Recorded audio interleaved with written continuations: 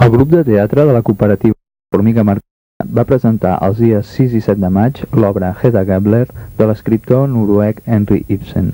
Aquesta peça, de caire naturalista, la protagonitzen uns personatges universals que s'interroguen sobre el significat de la vida i el món que ens envolta. Hedda Gabler està dividida en 4 actes, una durada molt llarga que els actors van contrarrestar amb una bona interpretació i una escenografia molt acurada.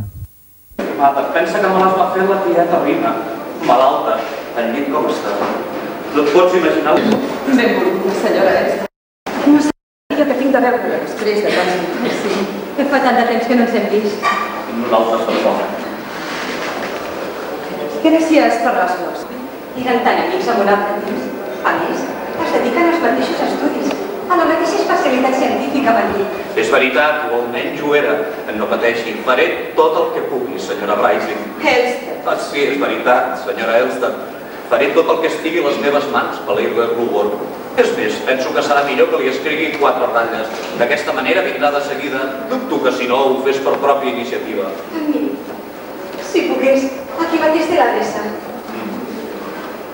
Sí, tasca.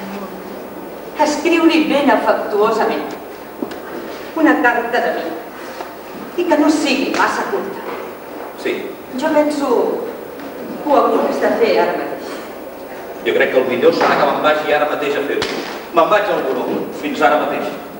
Senyor Tasman, i li prego que no li digui ni un mot de la meva visita ni de la meva intervenció com a No pateixi per res. Estigui ben tranquil·la. Gràcies, senyor Tasman. Fins ara mateix.